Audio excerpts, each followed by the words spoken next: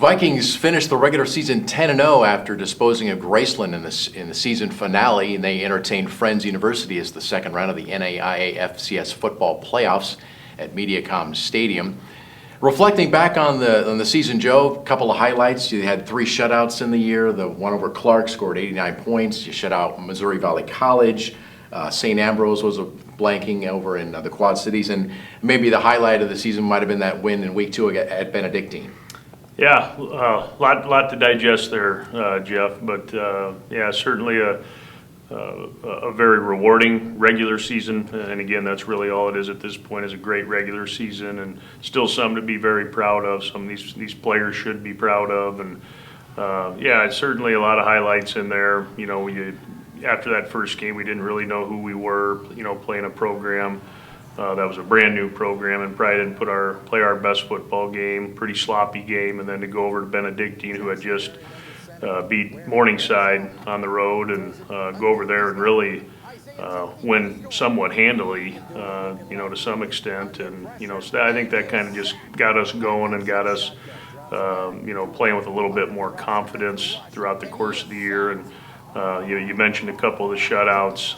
You know, defense has played pretty well for the most part all season, and you know, and again, that's credit to those guys, the coaches, and you know, at the same time, our offense, I think, has done a lot of really good things this year as well. You know, with Jackson, you know, making a lot of the plays offensively for us, and really scattering it around to receivers, and him in the run game, and you know, and kind of, you know, 3 or 4 guys in the backfield, at running back, doing a really good job, and tight ends. And you know, it's a team effort on both sides of the football. But yeah, just all in all, you know, a really good season. You know, there were some moments there in that last game of the year. You know, you fall down 10-0.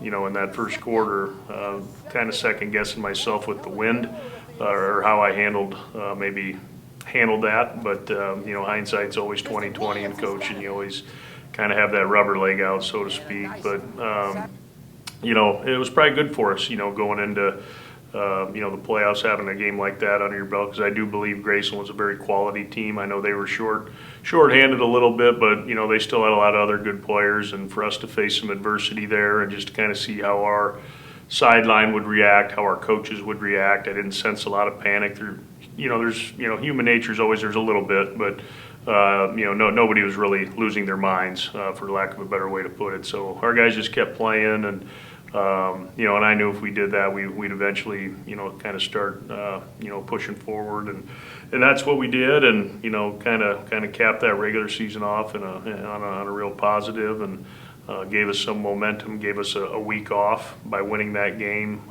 you know, in between this game that we have this Saturday. So, and I think it was much needed for all of us. You know, you get through 10 games, and you know, you got some, you know, some bumps and bruises that need to heal up, and that's what really last week the focus was, because we didn't know who we were playing. So, you know, it was really just kind of going out and focusing on us. We weren't out there real long. You know, really continued to develop our younger guys, got some real good scrimmage time with those guys. So, yeah, and now we're on a, you know, Thanksgiving, no classes, it's just football and meetings. So, you know, that part of it's pretty neat too. You kind of earn the right to put yourself in this position to be playing on, you know, on Thanksgiving weekend. So.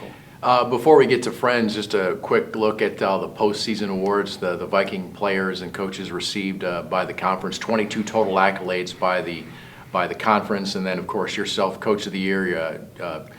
EJ was the Defensive Coach of the Year, and then Jackson Waring Offensive Player of the Year, and John Argo was the Defensive Player of the Year. Yeah, all very deserving of those awards, and you know, I kind of knew who had gotten the awards, and you know, I always try to tell them, you know, before those come out, hey, you know, don't let these define you one way or the other, you know, because I certainly obviously agree with the ones that got it, but the ones that didn't get it, you know, don't let that turn into a distraction, because this really is a team game, and it's team offense, it's team football. You know, it's kind of really giving yourself up for the team, so don't.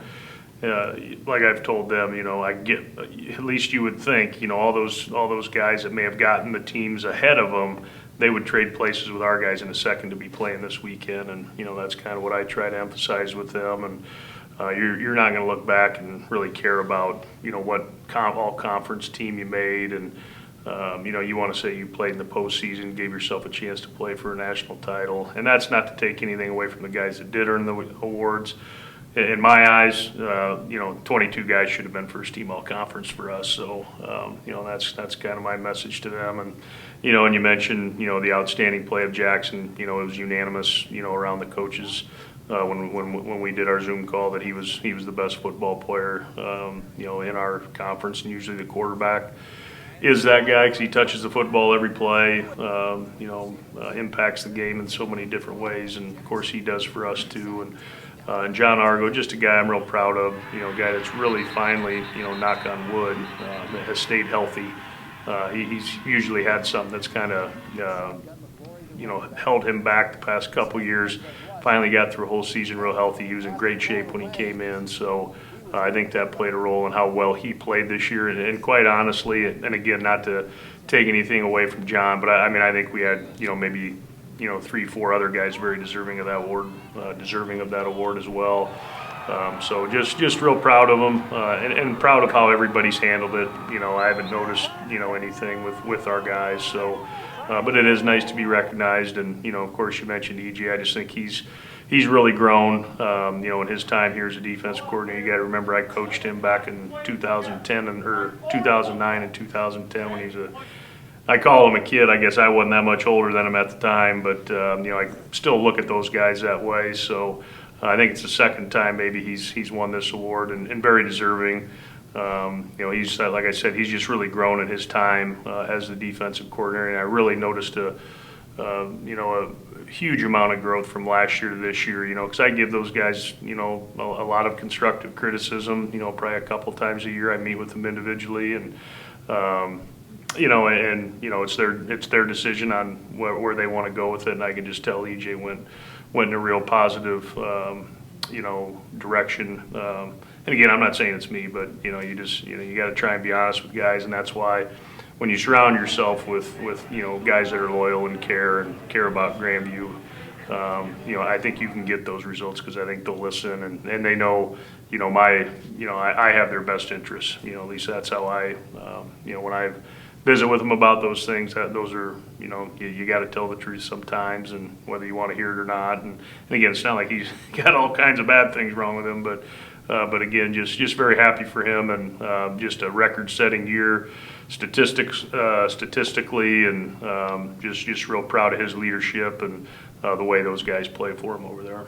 Okay, we look ahead to Saturday, round 2, as the Friends University of Wichita, Kansas comes to MediaCom Stadium for a noon kick. Friends coming off a first-round win over OUAZ, Ottawa University of Arizona, 47-35. Their first ever postseason win in 5 tries, making their 5th appearance. They come in, the Falcons are 11-1. They were heavy on the run Saturday, rushing for over 500 yards. So is that going to tell you a lot there, Joe? Yeah.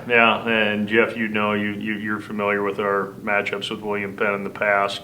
I think 2021 was the last time we played William Penn while they employed a flex bone or triple option style of approach, and that's essentially what these guys are. Maybe they're a little different in how they do it, not a ton, but the Armies, the Navies, the Air Forces, all those those types of programs that really do a good job of running the football. And my goodness, these guys really do a good job with it. They're very well coached, at least from what I can see and how they do this thing. And it's a lot of synchronization, and they do it well. And they got a quarterback that's special, and they're running, but their fullbacks, their slots, their O-line.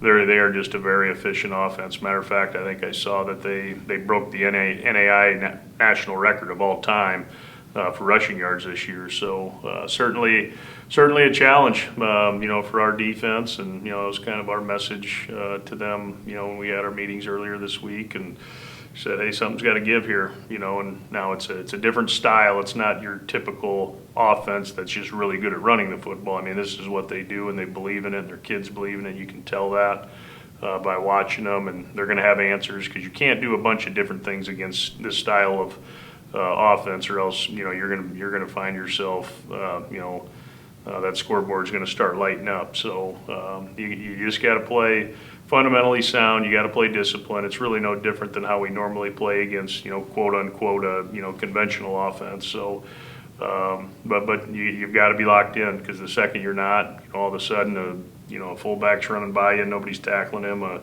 Receivers running down the field. If your eyes are in a bad spot, it's going to take a great effort collectively, and then you look at them on the defensive side. It's like organized chaos over there. It's movement, it's pressure, it's just a lot of stuff. So just from my vantage point, it just kind of looks like they're trying to create some action, and they're really good. I don't mean to sound like they're not a good defense, because I think they're giving up 260 a game and 16 points a game. So they're really good at what they do. Like I said, it looks like chaos, but it's very organized, and so our offense will have their hands full. I think this defense tries to create a lot of takeaways and minus yardage plays and get you in tough down and distances to get it back to their offense, because this style of offense can sometimes be your best defense, holding on to the ball 3, 4, 5 yards at a time, and let that clock tick down and give themselves a chance to win in the fourth quarter. So we've got to take advantage of all the opportunities we get. The field position, special teams is going to be paramount this weekend, and we've got to play great in that area. So, but it'll be fun. You mentioned it was at MediaCom, Geoff, and something a little new. We're used to playing those playoff games in the Duke, but was approached with this opportunity, and I thought it fit well, and give these guys a pretty neat venue to play in, and because it's truly a football stadium. There's not a track around it or anything like that. So it'll be neat. I'm curious to see how it plays out, and it'll be a fun day Saturday, hopefully. Depending upon that outcome. So. All right, Joe. Appreciate it. Thank you. Thanks, Geoff. We're looking forward to it. Grandview hosting Friends University Saturday, second round of the playoffs at noon at MediaCom Stadium.